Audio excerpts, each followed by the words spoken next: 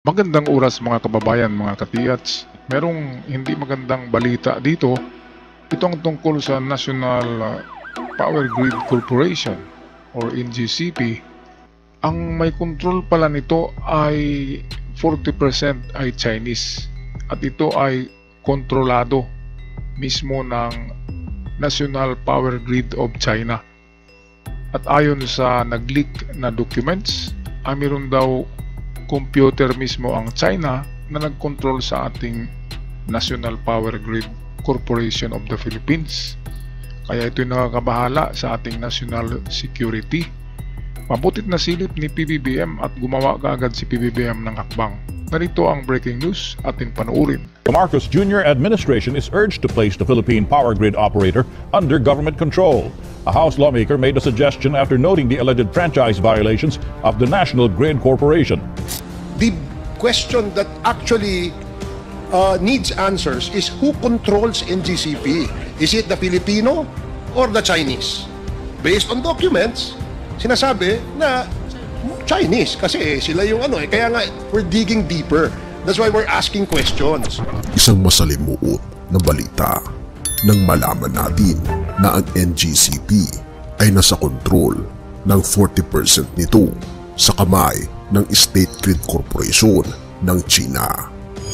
Pero may matalinong plano ang ating Pangulo at bakit napakahalaga na kailangan ng Pilipino ang kontrol sa NGCP. Ilang beses ka na bang nawalan ng kuryente? Okay, atin muna sagutin ang tanong na yan. Kung ano bang halaga o ano bang nakakabahala dito sa pagkontrol ng China sa ating National Power Grid Corporation. Itong ating National Power Grid Corporation, ito yung nagkontrol ng kuryente ng ating enerhiya papunta sa kabayanan. Sila yung parang gumawa dyan ng transmission lines. At ito yung nangyari sa kapanahonan ni Digong na naibigay sa China ang control nito at ang paggawa nito mismo. Sila yung creator nito eh. So ibig sabihin sila ang nakakaalam kung paano i-switch on, i-switch off ang ating enerhiya. Kaya nakakabahala ito dahil anytime ay meron silang switch on, switch off na control dito. Dahil sa sila ang gumawa nito at napakatagal ito na plano para ito sa kanilang gagawin kung lulusob sila sa Pilipinas o kanilang agawin ng Pilipinas ay madaling i-brown out nila, i-black out ang buong Pilipinas. Kasi ayon sa report dito ng mga nagtrabaho dyan sa National Power Grid Corporation ay meron daw 3 switch, Luzon, Visayas, Mindanao. 3 switch meron. At ang control niyan ay iilang tao lang sa ating kumpanya na National Power Grid Corporation at hindi nila alam kung mayroong pang ibang control diyan ang China. Ang sabi sa conspiracy theory ay meron daw computer sa Nanjing province ang China. Doon daw makukontrol yung ating kuryente dito sa Pilipinas. Parang remote control ito. Siguro dumadaan ito sa satellite ang control nito kasi napakalayo ng China. Kung sila nga ang gumawa ng mga transmission lines, pwede silang gumawa ng underground na parang laboratory, di ba? Pwede silang maghukay sa lupa at gagawa doon ng isang kasing laki ng bahay na parang laboratory na doon na iko-control ang mga switch on, switch off at doon maglagay ng transmitter ng signal papuntang China. Madali lang naman yan kasi nasa high-tech na tayo na panahon. Kaya nakakabahala lalo na 40% ng share ng kumpanyang ito ay pagmamayari ng Chinese at hindi lang yan, ang board of directors ng National Power Grid Corporation ay karamihan daw ay in-check. Kaya anong nangyari? Bakit hindi ito nasilip ni Digong noon? Alam naman natin na magkaibigan nga sila, di ba? Kaya hindi na sinilip. Okay, balikan natin ang ulat. Sa gitna ng isang mahalagang gawain, Habang tayo nagtitiis sa mahal na singil sa kuryente, tila napag-iiwanan ang ating mga power grid projects. Ngunit alam mo ba na ang kontrobersya ng National Grid Corporation of the Philippines o NGCP ay mas malalim kaysa sa inaakala natin? Pero bago natin talakayin ang detalye, ito ang tanong: bakit nga ba mahalaga na ang NGCP ay kontrolado ng Pilipino? Patuloy lang sa panonood, kaibigan. Baka ito na ang sagot sa problema mo sa kuryente. Noong panahon ni dating Pangulong Rodrigo Duterte, kapansin-pansing wala siyang ginawang hakbang para baguhin ang setup ng NGCP, kung saan 40% ng control ay nasa kamay ng State Grid Corporation of China o SGCC. Ang tanong, bakit hinayaan ito? Ang NGCP ay isa sa pinakamahalagang bahagi ng ating energy sector. Ito ang nagdadala ng kuryente mula sa mga power plants patungo sa mga tahanan at negosyo sa buong bansa. Ngunit paano kung ang isang banyagang bansa ay may malaking impluensya rito?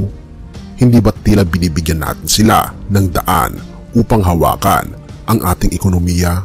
At dito pumapasok si Pangulong Bongbong Marcos at ang Maharlika Fund na isang game changer. Ngayon, sa ilalim ng administrasyon ni Pangulong Ferdinand Marcos Jr., muling nabibigyang liwanag ang issue ng NGCP. Sa usaping ito, pumapasok ang Maharlika Investment Fund na ipinatupad ng ating Pangulo na isang alkansya na magagamit para sa pagpapalakas ng ekonomiya ng ating bansa. At pinipili ngayon ng ating Pangulo ang NGCP sa 20% na stake.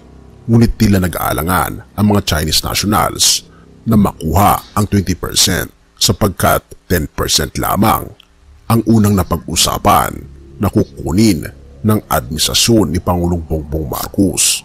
Ito ay ayon sa ulat ng Bilyonaryo.com. Gayunpaman, bakit mahalagang magkaroon ang gobyerno ng mas malaking kontrol sa NGCP? Dahil kung ang NGCP ay kontrolado ng Pilipino, masisigurado natin ang interes ng bansa, hindi ng dayuhan ang masusunod. Ito, tama yan. Dahil sa hindi lang interest ng bansa, kundi national security. Ang seguridad ng ating bansa, kasi pwedeng ma-wiretapping ang Malacanang dahil merong linya, di ba?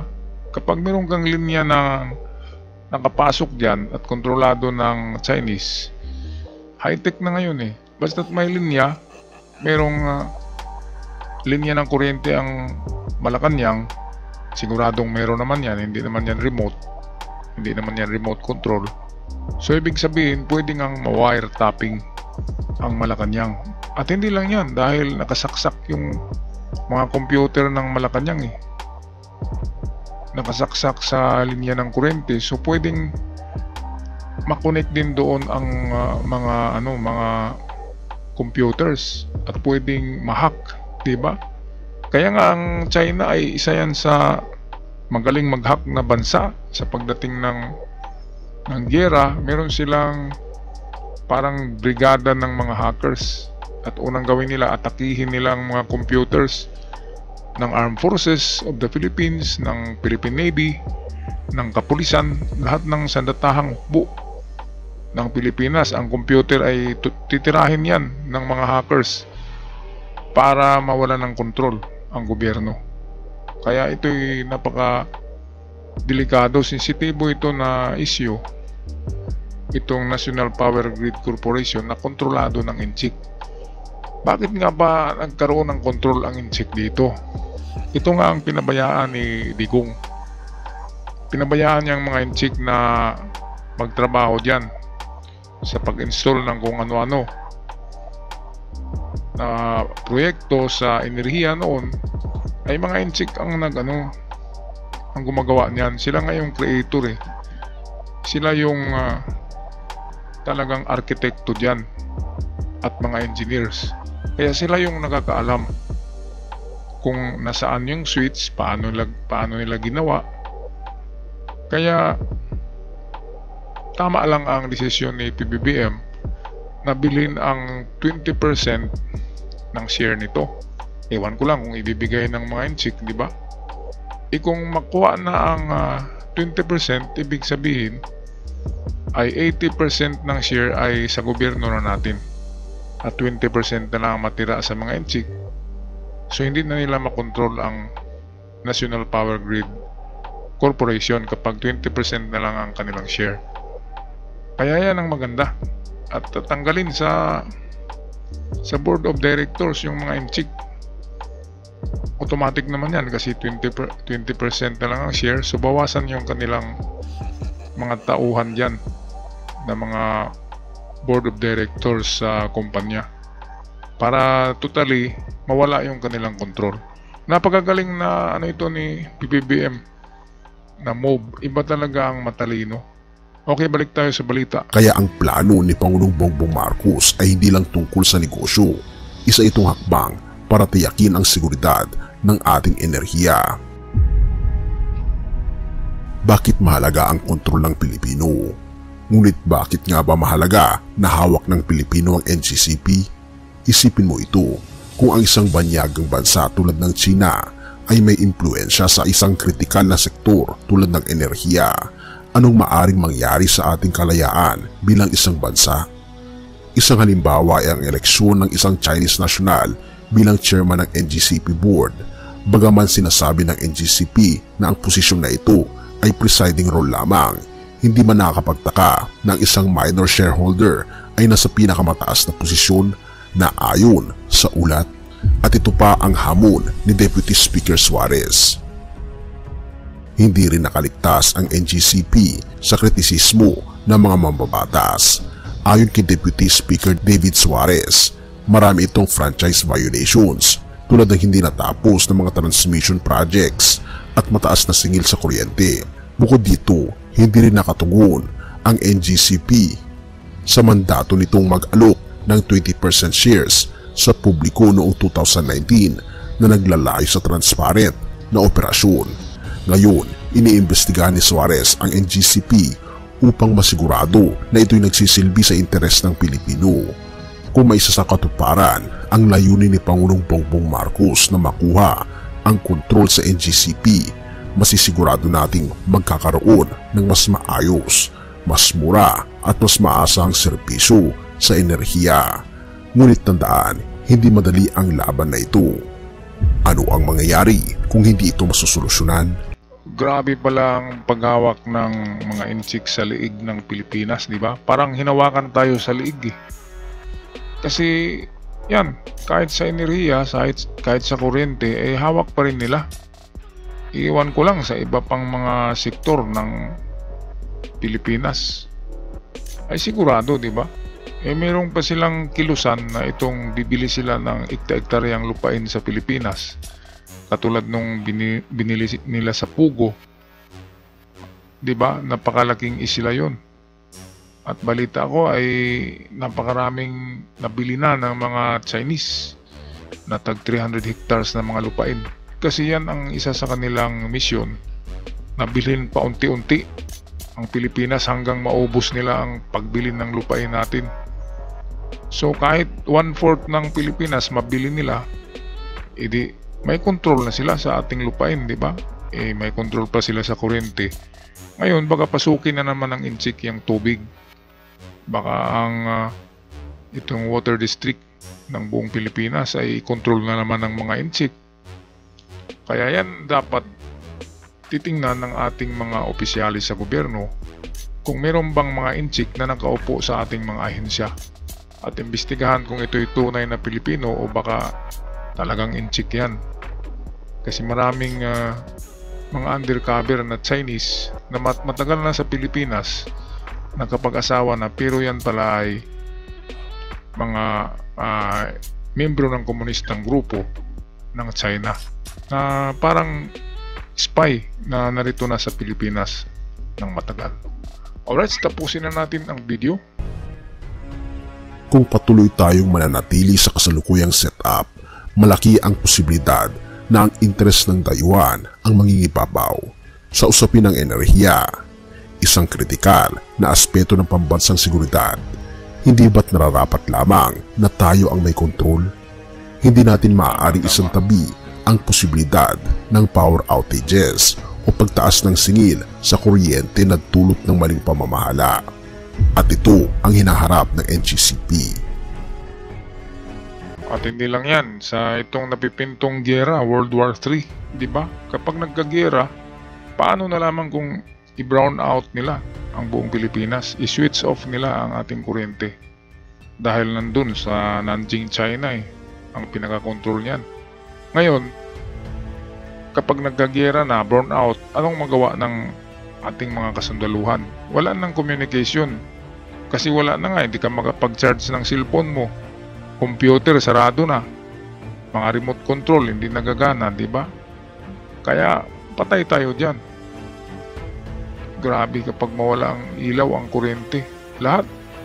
Pati pagkain natin, mabubulok Wala nang refrigerator. Di ba? So dyan pa lamang talo na tayo kapag ipakontrol pa natin sa mga Chinese ang ating National Power Grid Corporation. Kaninong pagkakamali ba ito? Sa nakaraang administrasyon dahil sa pumikiling sila sa China at hindi man lang nila sinilip ang mga ginagawa na ito ng mga Chinese. Kaya mabuti na lamang ay nasalba tayo ni PBBM. Sa kanyang administrasyon ay maraming nasilip na mga gawain ng China na narito na pala sa Pilipinas noon pa. Alright, so hanggang sa muli, huwag kalimutan mag-subscribe sa ating channel at mag-iwan kayo ng inyong komento sa ating episode ngayon. Hanggang sa muli, paalam at ingat kayong lahat.